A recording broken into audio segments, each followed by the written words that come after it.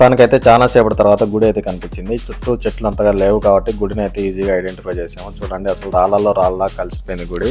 ఇది అసలు గుడి అంటే ఎవరు కూడా నమ్మలేరు. అదే నడుచుకుంటూ వెళ్ళాడుగైతే డైరెక్ట్గా మనకు కనిపిస్తుంది. డ్రోన్లో చూసినట్టయితే మొత్తం రాళ్ళల్లో ఇది కూడా ఒక రాయిలా కనిపిస్తుంది, కానీ డీప్గా చూస్తేనే ఇది గుడి అని మనకు అర్థమవుతుంది. గుడి మనకు చాలా దగ్గరగా అనిపిస్తున్నా డ్రోన్ దగ్గర